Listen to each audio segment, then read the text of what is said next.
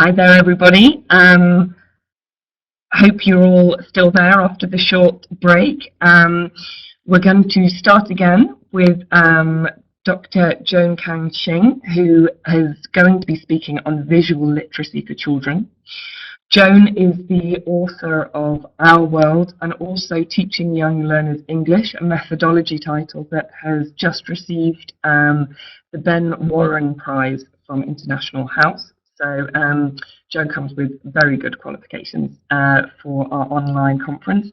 I'm sure she'll introduce herself and from where she's speaking in the University of Maryland in Baltimore County.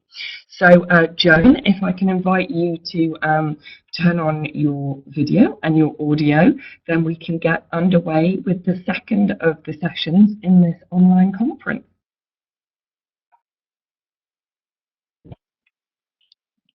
Okay. Hi, Joan. I believe everything's on now. Can you hear me? Hello. We can, and we can see you. Are you able to hear me? Well, yes, I can hear you. Great. Looks like everybody else can. So I will pass over to you now. Thank you very much. And here's over to Joan. Wonderful. Okay. Well, hello, everyone. I would like to give you all a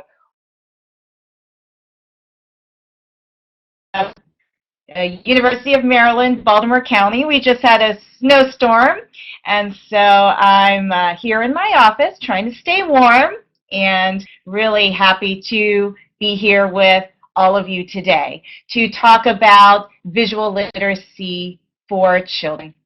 So it's very nice to see a lot of familiar names there in the chat box. And I'm excited to also hear some of your ideas. As we go forward with the presentation, please feel free to type in your thoughts into the chat box, and it'll just help the presentation to be more interesting and to incorporate many of your ideas. So I'm here at the University of Maryland, Baltimore County, or UMBC, and I am excited to, one, talk about visual literacy and also show you some examples from our world in order to illustrate some of my main points. The presentation is about building visual literacy for children in the English language classroom. And as you know, visual literacy is a necessary skill for the 21st century, which is increasingly image, media, and technology driven. In the past, literacy referred to being able to read and write, but the term literacy now includes the interpretation of various kinds of text in print and media. So in this presentation, we're going to first focus on what visual literacy is. And then we're going to talk about its importance in our children's education. So, but before we do, let's take a look at the photo here on my introductory slide. And what is happening in this photo, or who do you see in this? Well, as you might have guessed, it is a photo of me. Yes, I see. Is this your family from Wasim? I also see someone, Daniela, saying sharing, family. Ooh, family sharing technology. Very good. So in this photo, it is actually me with my 3 nephews. And what are we doing? Well, the scene could be me holding a storybook and reading to them, as much as it could be me holding an iPhone, which is what I'm doing, and watching a video, which is what we are doing together. Whether it's a storybook or a smartphone, both represent real-life ways that we build children's visual literacy through our interactions with them as they explore print and media. So as we move forward to discuss visual literacy, please keep in mind how our young learners are interacting with visual images in their real lives, and keep in mind our interactions with them, both in and outside of the classroom, to help them build visual literacy. So let's keep that in mind, and keep in mind how important these interactions are as we begin our exploration of visual literacy. So first, let's start by defining visual literacy. And simply put, visual literacy can be defined as the ability to construct meaning from images. But by images, what do we mean? Let's just share our ideas. What do I mean by images? Okay, pictures, someone says any kind of media, photos, illustrations. Yes, a lot of pictures, a lot of photos, movies, cards, any kind of visual stimulus, symbols, films, comic strips. Okay, you've totally got it. It is all of these things and more. If I were to just make a list of visual images, well, we could say that yes, we mean anything from photos to videos to magazines, movies, advertisements, websites. It includes tables, maps, signs, charts, graphs, pictograms, collages, diagrams, icons, timelines, cartoons, comics, dioramas, symbols, storyboards. Whew. We are bombarded by visual images all day long, every day. And there's no escaping visual images from our lives. And yet, educators often focus on literacy of text and spend relatively little time on literacy of images. And of course, this is very interesting if you think about it, because in fact, we as humans are extremely visual. This is a photo of prehistoric paintings in Lascaux Cave in France from over 17,000 years ago. And even from prehistoric times, our ancestors were using images to depict our world and communicate to others well before the use of words and text. The use of visuals to communicate with one another has been a natural part of what it means to be human.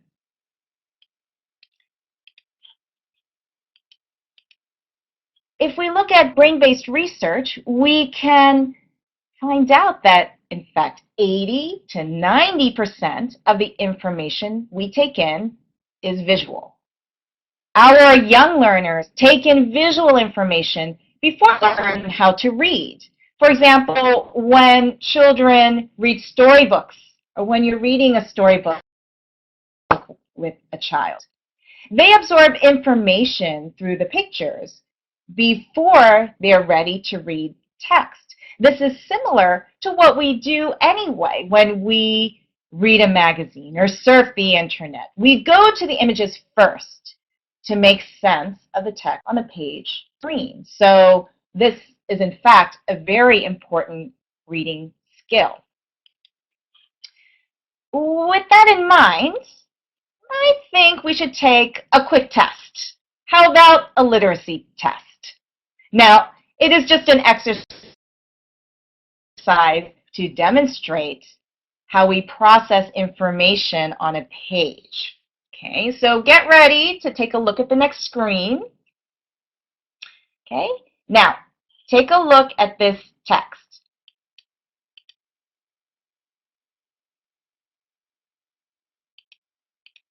Okay, don't worry, there's nothing wrong with your computer screen.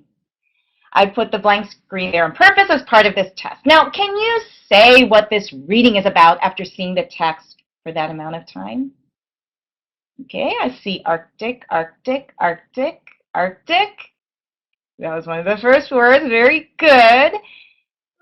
Not much else. Now, I'm going to show you the text again, but in a different way. You'll have the same amount of time to look at the text. Then I'm going to ask you about the reading. Okay, ready?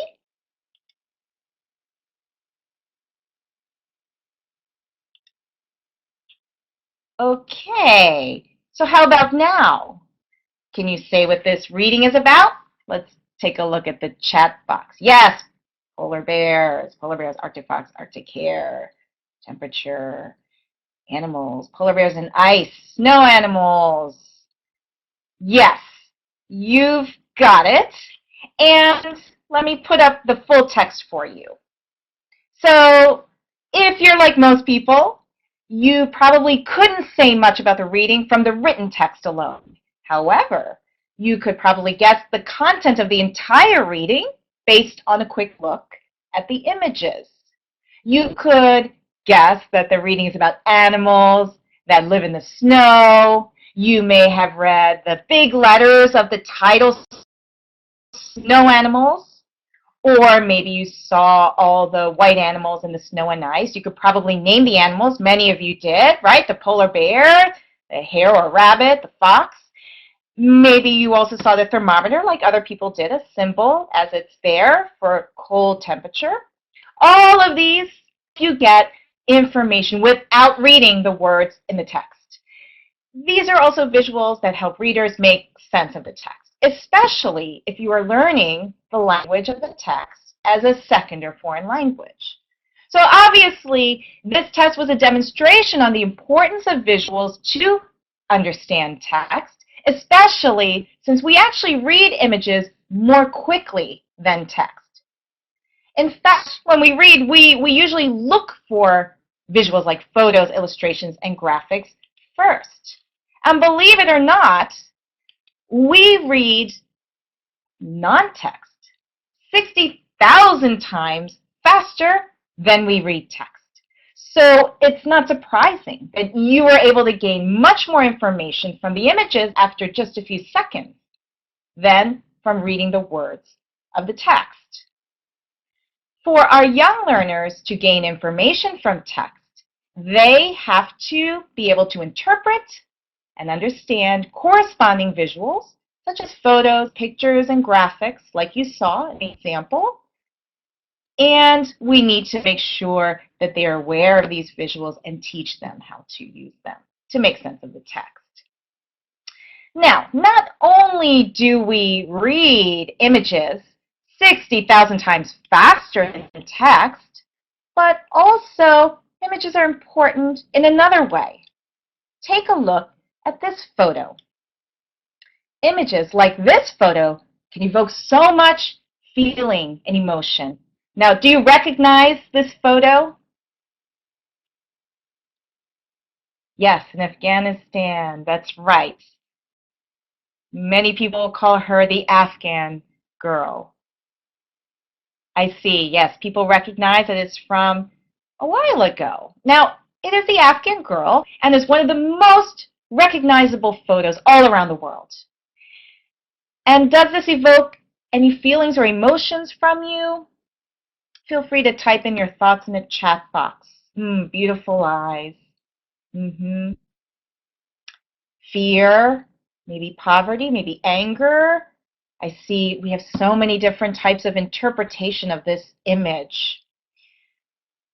In fact, this photo was taken in 1984 by Steve McCurry and graced the cover of National Geographic magazine in 1985.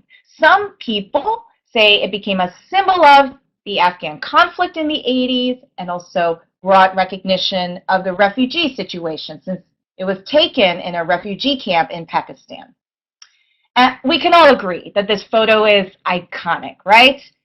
The girl's eyes are haunting and tell a story. By the way, have you seen her photo after the photographer found her in the mountains of Afghanistan 17 years later? Some of you say yes. If not, of course, I'm going to show it to you. So here are the two photos, 17 years apart. Steve McCurry found the Afghan girl as a woman. Her name is Gula. And in the photo on the right, she's about 30 years old. Clearly, a photo can tell a story. It can conjure up memories. It can represent a period of time. It can stand for ideas. It can bring a person from a remote region whom we have never met into our lives forever. Images are that powerful and meaningful. So it's really important then that we also recognize our young learners not only need to use visuals to help interpret text, like in the snow animals reading, they also have to learn to interpret visuals. Images are powerful, images are meaningful, and we need to understand the power that they carry and the messages that they carry. So this is something we're going to talk about in relation to our children's education. Now, before we do that, I've got to extend the discussion to look at 21st century literacy and 21st century communication. As we know, the developments in technology have changed the way we communicate information with each other. We have to expand our view of literacy in the 21st century to include new literacies, such as computer literacy, digital literacy, information literacy, new media literacy, and visual literacy. With the internet and social media, we are communicating faster than ever. We know that we have to become literate digitally as we learn how to read and write. And visual literacy goes hand in hand with all of these new 21st century literacies. I would like to play another video. I hope that you will be able to watch it for those of you who weren't able to see the video. And in this video clip, it's completely different, but will also show the power of visual imagery when linked with digital communication and social media.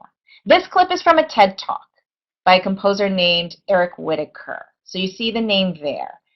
If you would like to try to watch the video, please do. I'm going to play it here. He is a Grammy Award-winning composer who has lots of fans around the world. Of course, he has many fans because of his beautiful music, but I suppose it doesn't hurt that he's pretty easy on the eyes as well. This video tells a story that shows the amazing power of technology to bring people together to create something that has never been done before. So let's hear Eric Whitacre tell the story of his amazing feat. As you watch it, think about the impact of the images on his accomplishment.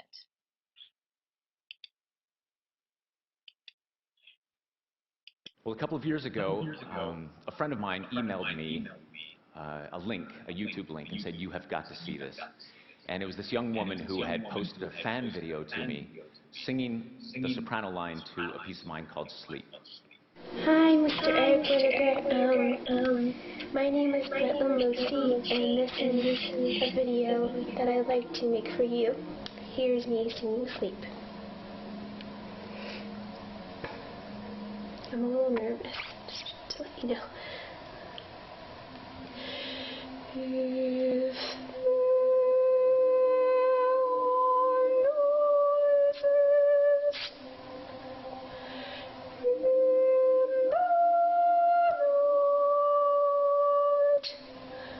I was thunderstruck. Britland was so innocent and so sweet, and her voice was so pure. And I even loved seeing, behind her, like this little teddy bear sitting on the piano behind her in her room. Such an intimate video. And I had this idea, if I could get 50 people to all do this same thing, sing their part, soprano, alto, tenor, and bass, wherever they were in the world, post their videos to YouTube, we could cut it all together and create a virtual choir. So I wrote on my blog, OMG, OMG. I actually wrote OMG, hopefully for the last time in public ever. And I sent out this call to singers, and I made free the download of the music to a piece that I'd written in the year 2000 called Lux Aurumque, which means light and gold. And lo and behold, people started uploading their videos. Now, I should say before that, what I did is I posted a conductor track of myself conducting, and it's in complete silence when I filmed it, because I was only hearing the music in my head, imagining the choir that would one day come to be. Afterwards, I played a piano track underneath so that the singers would have something to listen to. And then as the videos started to come in,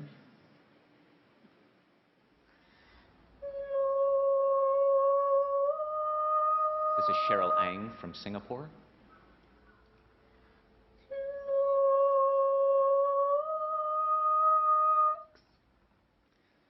This is Evangelina Etienne.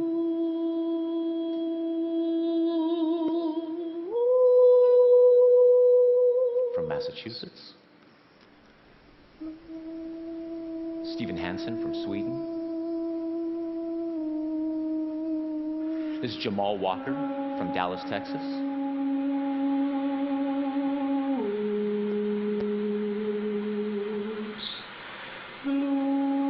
There was even a little soprano solo in the piece, and so I had auditions. And a number of sopranos uploaded their parts. I was told later, and also by lots of singers who were involved in this, that they sometimes recorded 50 or 60 different takes until they got just the right take. They uploaded it. Here's our winner of the soprano solo.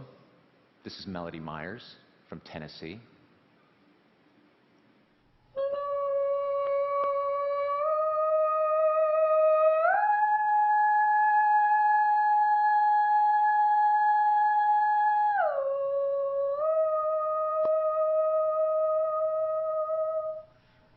I love the little smile she does right up at the top of the note, like, yeah, no problem, everything's fine. And from the crowd emerged this young man, Scott Haynes, and he said, listen, this is the project I've been looking for my whole life. I'd like to be the person to edit this all together. I said, thank you, Scott. I'm so glad that you found me. And Scott aggregated all of the videos. He scrubbed the audio. He made sure that everything lined up. And then we posted this video to YouTube about 1.5 years ago. This is Lux Arumque, sung by the Virtual Choir.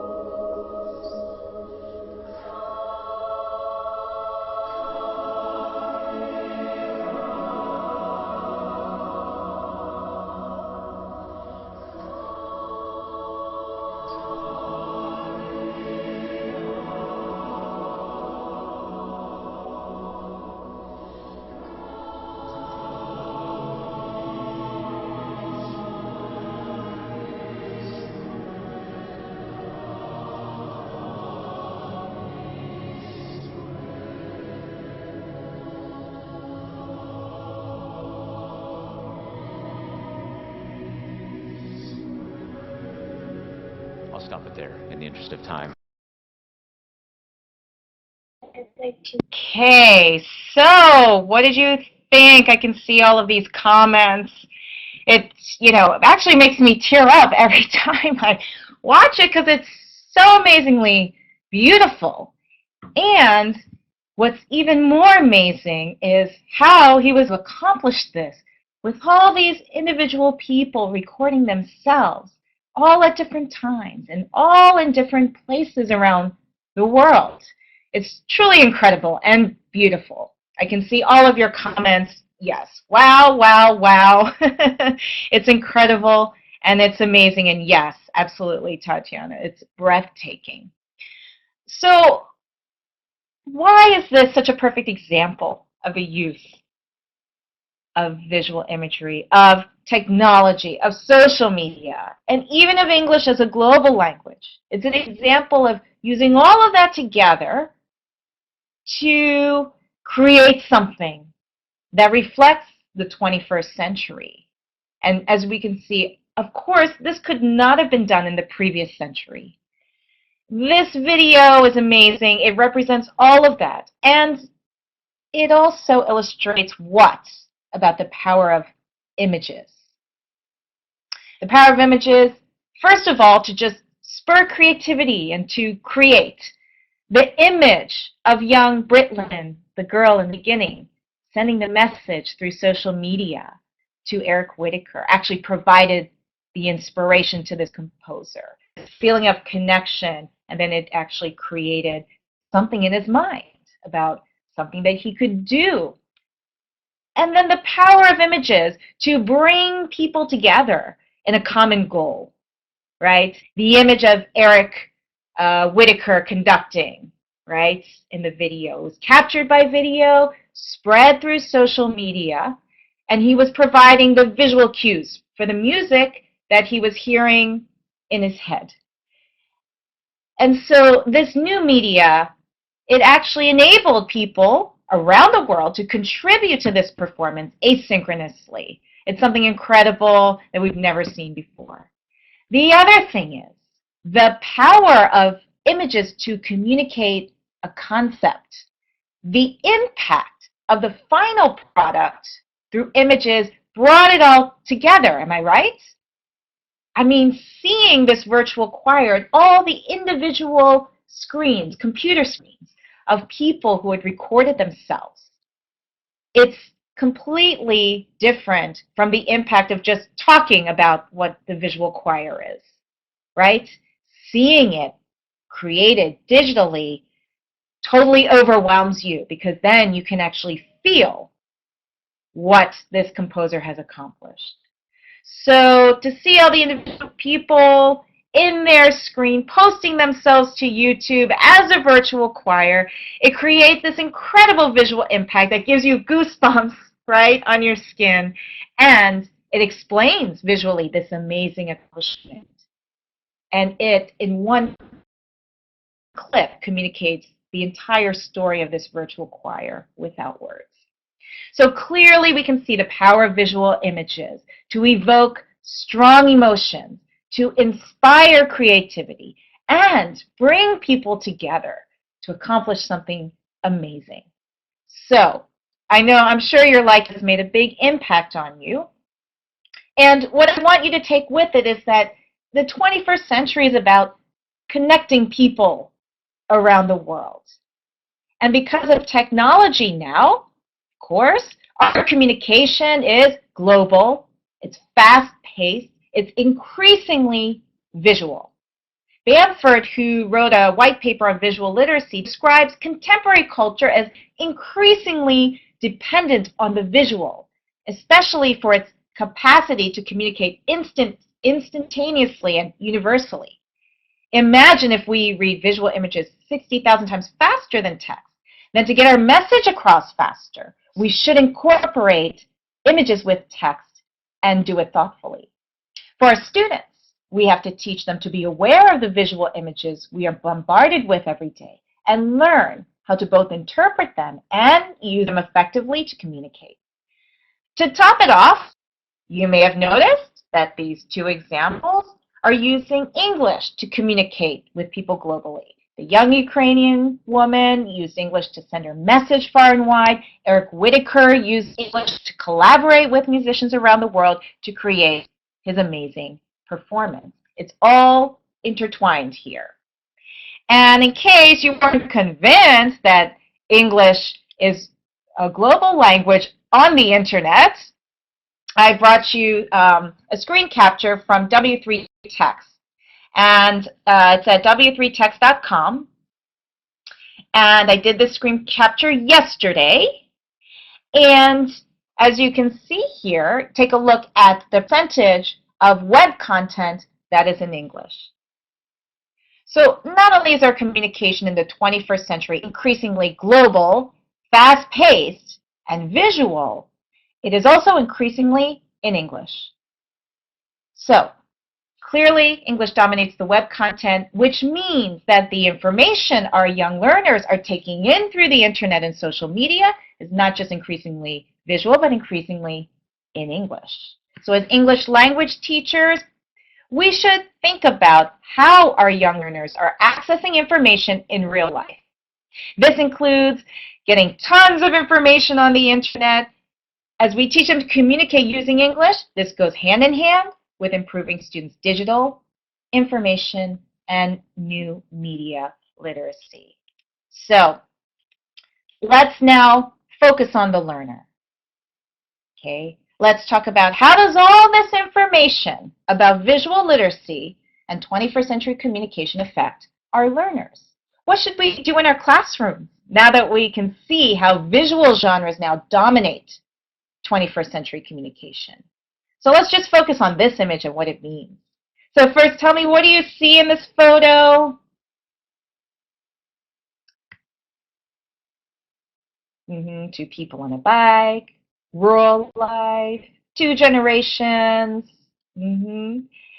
So here, yes, somebody said father and son. Here's what looks like a father taking his son maybe to school on a bike. And although this place looks very rural, or some people might interpret this location to be underdeveloped, as some people might write, what do we see tucked into this little boy's arm? Yeah, it's a laptop. Yeah. In fact, it is a laptop. And this photo at first glance shows a mode of transport from the last century. But it also shows a young learner growing up in the digital age. And no matter where you go, right? Our kids are accessing digital images, and they need to, right, improve their computer literacy, digital literacy. Our young learners of this century are considered digital natives, right? This term was coined by Mark Prensky and explains our next generation of young learners as natives of the digital world. Now, considering that they are natives of this digital world, meaning they're native speakers of that language, many of you who are here, I'm sure, know that you are indeed digital immigrants.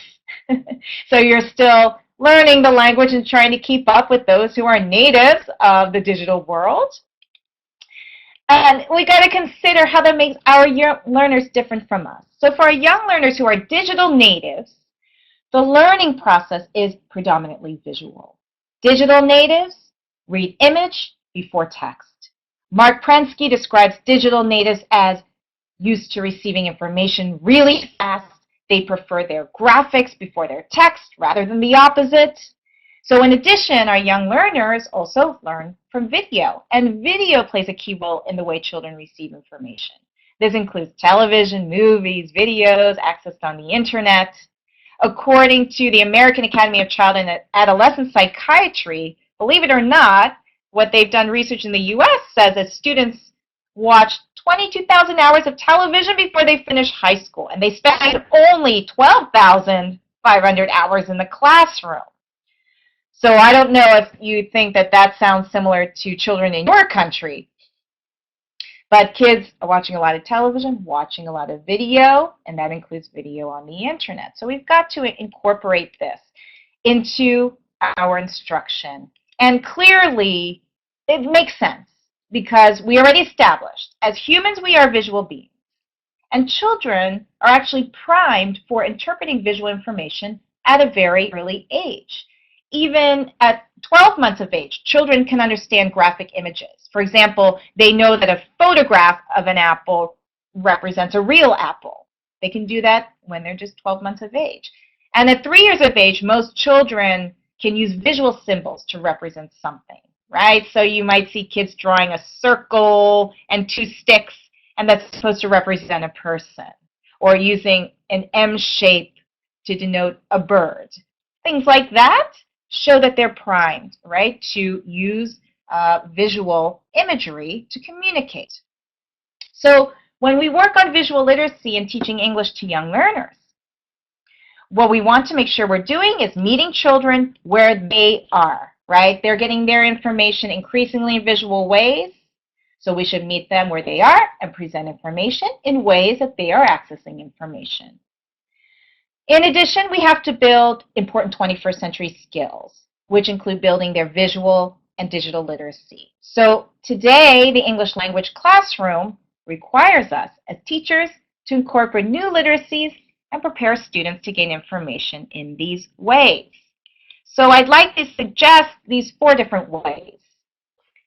Exposing children to visual images from around the world, exposing children to all types of information graphics and graphic organizers, enhancing critical thinking skills to interpret visual images, and providing opportunities to create, not just interpret, visual images. Okay, so just to start and give you a few examples, we want to expose children to visual images from around the world. I mean, imagine this, right? They're using English as a global language, so since global communication in English is also increasingly visual, why not expose them to images from around the world? So even if they're in preschool, this is an example from Welcome to Our World, which is our pre-primary program that is just about to come out. We can teach the concepts of wet and dry by exposing them to images of the world. So believe me, your children will learn about wet and dry through these two tigers, and they're never going to forget those words. And no, it's amazing and beautiful. If you want to teach a concept loud and quiet, well, I mean, we can connect children to people around the world through images. Here we're teaching about the concepts loud and quiet using photos with real children around the world, showing their real lives. So we're teaching vocabulary and concepts through imagery with expressions and movement that help to make the words comprehensible, but also evoke feelings and make concepts that much more memorable. And this is just the start of learning to interpret visual images. Take a look at this photo about animal friends. And it's a true story. This monkey was very sick and was abandoned by his mommy. And then this bird helped to bring him back to life. So if we were to look at this visual image, we might work on what I call visual literacy inquiry, trying to get students to pull things from the video, right? Asking them, what am I looking at, or what are you looking at? Where is it? Who is in it? What is happening? How does the image make me feel? What does this image mean to me? What is the story behind this image? And then as they start to explore more, you can introduce them to images from around the world with other people and lifestyles. Okay? So here, what do we see here? Are you familiar with this image? Now, you can do visual literacy inquiry, but it also becomes a cross-cultural visual literacy inquiry. Okay, so this is a photo of a floating market in Thailand. And as students begin a unit on fresh food, you might lead them in a visual inquiry that also helps them to interpret the image cross-culturally. Okay, in this case, we might just say, okay, what do you see in the photo? Okay, right, it's a floating market. Okay, you might give them the words. Who are the people in the boats? Okay, they're farmers bringing their food to the market. What are they doing? Okay, they're on the boats. I actually had an experience of buying fruit at a floating market in Thailand. But you might ask them, well, can I find this in my country? Do we have something similar? Where do we buy fresh food? So the idea is through visual inquiry, trying to actually build their cross-cultural skills and knowledge, which is extremely important when using English as a global language because you're encountering all different cultures. So 2, we want to expose children to all types of information graphics and graphic organizers. So quickly, you know, I can do the same activity. We can look at a text, right? I can expose you to a text like this. But of course, like the first literacy test, you probably can't say much about this reading. But not only that, text in the 21st century is hardly ever presented like this. It's usually presented like this. And as you can see here, it's laid out using headings, the use of color, right? The photos, the information graphics used. We can see we're comparing two big birds, right? The cassowary and the ostrich. This is more similar to how text is actually presented in the real world. So in this example from our world, we're also trying to teach students how to use graphic organizers. So we see here the Venn diagram. It's connected with the text by color, right? The use of color helps them to understand the concept of the Venn diagram. So the cassowary is on the left in blue. The ostrich is on the green in right. This is important scaffolding for young learners to begin to understand this commonly used graphic organizer. So I just want to hammer home the point that we need to present educational materials that reflect real text. Our world is increasingly visual and digital. Okay, we should present information this way and encourage our young learners to become literate using the same visuals. So you see on the other side, we're getting them to also use a graphic organizer in addition to interpreting them. All right. I'm almost done here. 2 more points. So if you can hold on, we'll get through them together. So I'd like to talk about enhancing critical thinking skills to interpret visual images. This is something that John Hughes talked about, right? Critical thinking skills. And here are 2 examples. Okay, this first one, I'm posing a problem to you. Now, how many of you use Google Maps? Because this is just a screenshot of a Google map. Yes, everybody's saying that they do. It's very common. Now, here's a problem that can be posed to young learners to help them think more critically about the images they see and use online. So here you see a screen capture of a Google map.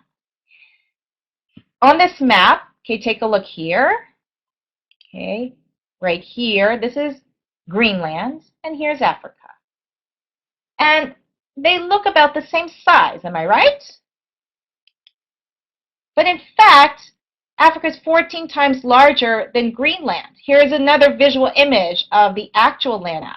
Okay, this is called Map Fight, and it's an app you can get online. You can put in any continent or country here in red, any continent or country here in blue, and then have a map fight. See which one is bigger.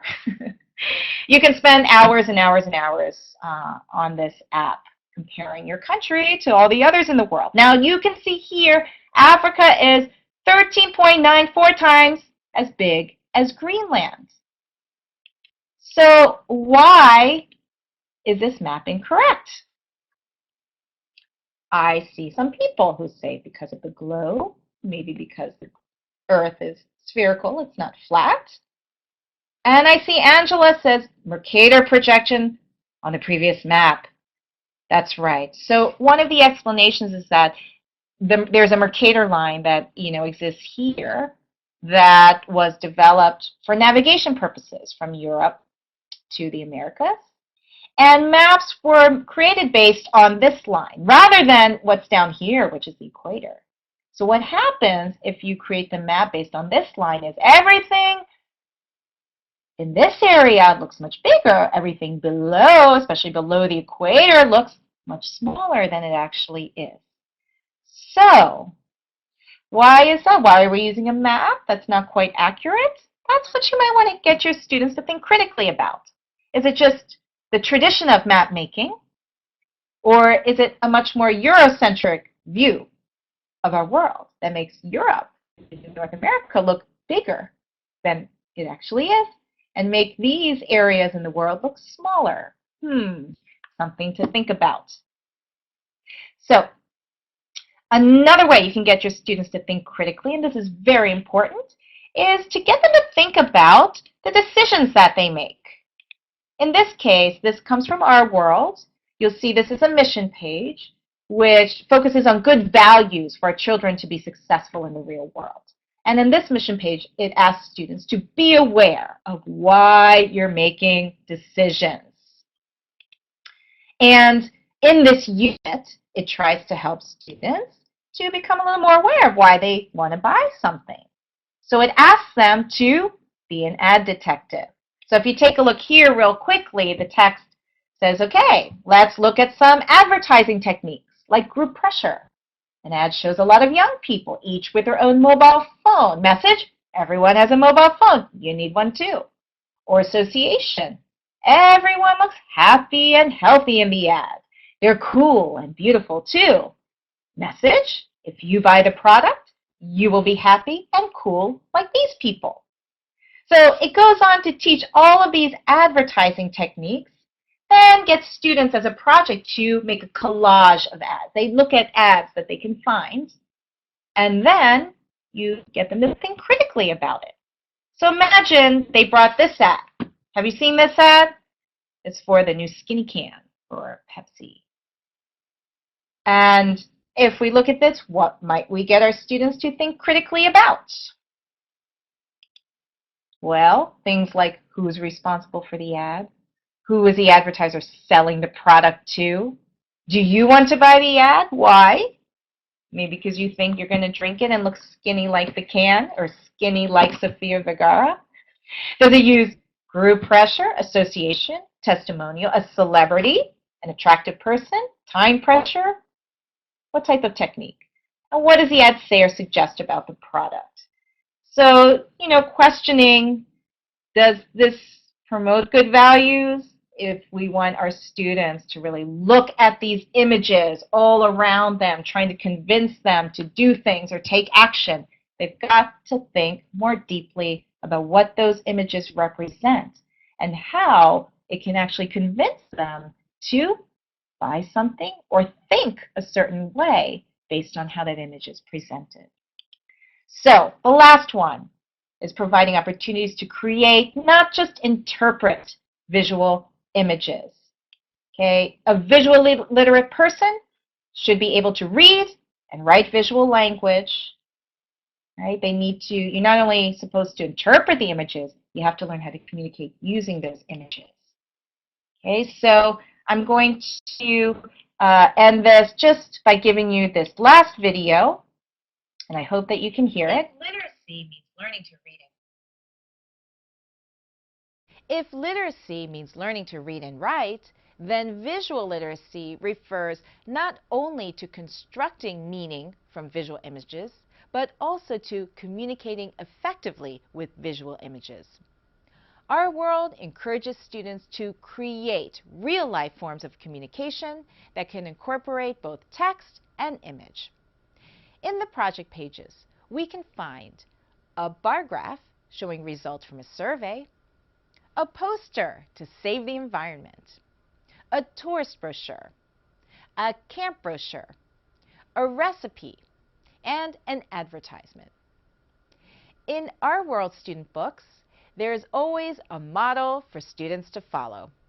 However, you could also bring in examples of real-life posters, brochures, recipes, and advertisements for students to analyze. Have them look at and discuss the layout, formatting, choice of photos or illustrations, color and size of text, amount of text used, and placement of text versus images. Then have them create their own visual. This is one more way that you can bring real-world content into the classroom to prepare your students for 21st century communication.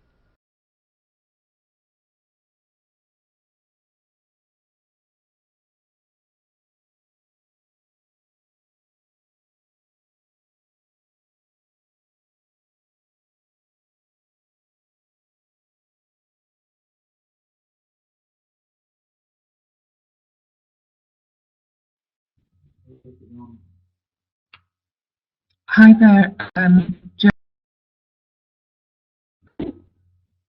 Apologies for interrupting, Joan. I don't think we could hear you earlier. Just wanted to check your microphone was on. it. Oh, okay. Okay, Is we it can on hear now? you Can you now. hear me? Yes, we can. Thank you. Sorry for the interruption. Okay, so on my last two slides. So I'm going to repeat what I just said, which is that it's important to remember that our young learners are not just consumers of information, particularly online and on the internet, but they're also producers of information. This is something that marks a difference between our last century and the 21st century. So they're posting information online, they're sharing their photos, they're sharing and creating videos, writing blogs, making wikis. So we, as teachers, have to take the responsibility to help them produce and share information effectively and responsibly online. So don't forget about this young lady here, Britland. She's a perfect example, right? Our young learners are producing and posting information through and images of themselves online. They are creative and can inspire others through their work. Eric Whitaker, don't forget, was inspired by her, someone so young, to create something so incredible.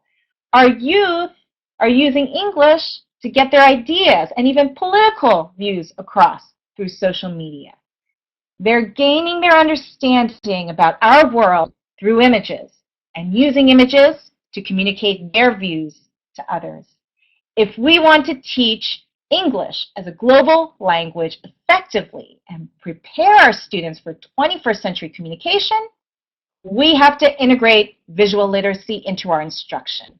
Remember to meet our students where they are as digital natives, but also broaden their global perspective by exposing them to the world through images.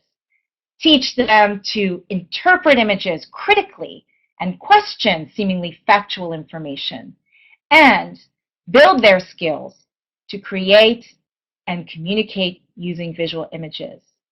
Then the power of images will be at their fingertips for real 21st century communication in English. So I hope that you felt that this presentation was useful. Thank you so much for your attention. It was such a pleasure to be here with you today to talk about visual literacy for children. And if you want to find me on Facebook, please feel free. And I'm happy to continue this conversation with you in the future. Thank you so much.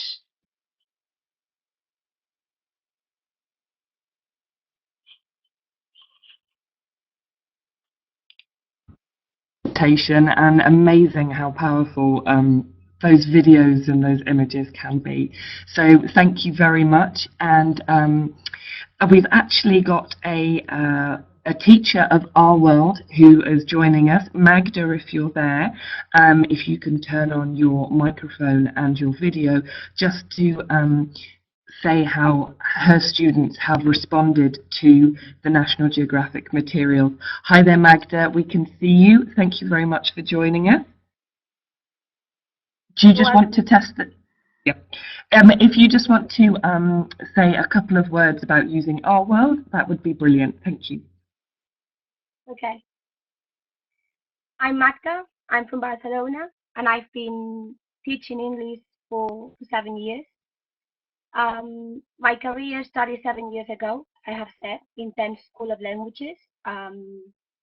It's a school on the outskirts of Barcelona, which caters to primary and secondary students as well as adults.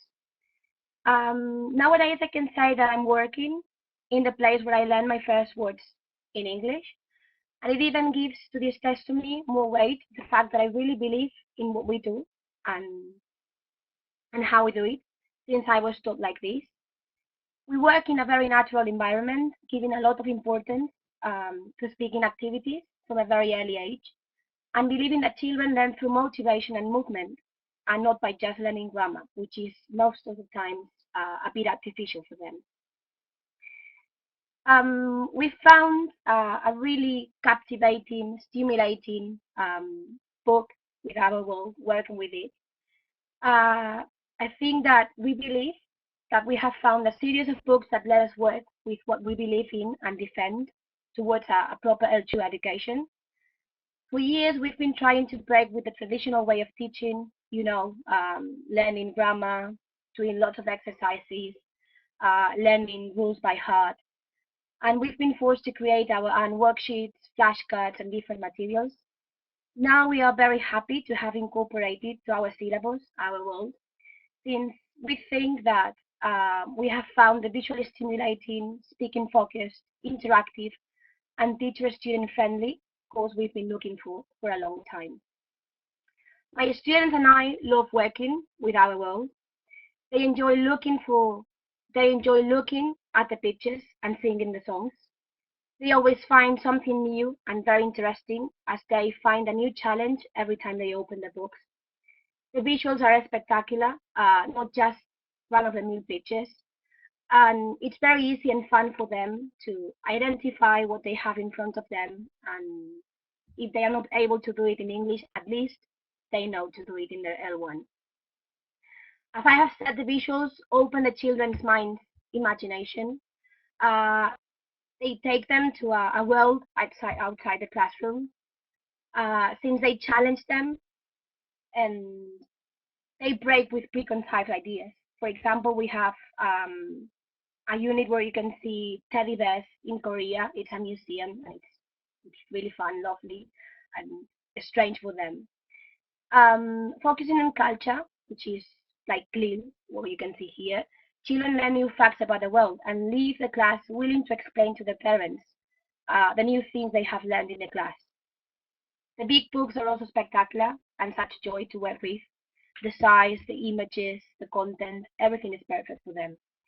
I find the Our World series of books really challenging and captivating for children. I love to have worked with such a beautiful and complete book when I was little, but I'm also enjoying it now as a teacher. We've been using the book for a short while, and we strongly believe that Our World has more to offer than other books we've used until now. It's clear, attractive, stimulating, easy to use, and both teacher and student friendly. It's such a pleasure to work with, and we are planning to incorporate all the series of Our World to our classes the following year. I'm going to finish by saying that if anyone is interested in using a new book with children, do not hesitate. Our World is the best choice by far. And as you can have seen here, this is my class. I'm there with them. It was such an honor to be part of the video making. They came to our class to record ourselves, to record us, and we sang a song. It's a party. We sang a song in Spanish too, and I read them a story. We used the flashcards, and they were really, really happy to take part in this event. Thank you very much for your attention, for listening to me, and for giving us a chance to take part in this great conference. And that's all. Magda, thank you very much for sharing your experiences with us. It looks like a really happy, fun classroom. So thank you very much for joining us and for taking the time. And we are now very lucky to have one of the photographers who is part of the wonderful images that we get to use at National Geographic Learning, and that is Annie Griffith. So thank you very much, Magda. If we say goodbye to you now, and we will turn on Annie Griffith's video and audio. Bye, Magda. Bye, thank you. Bye.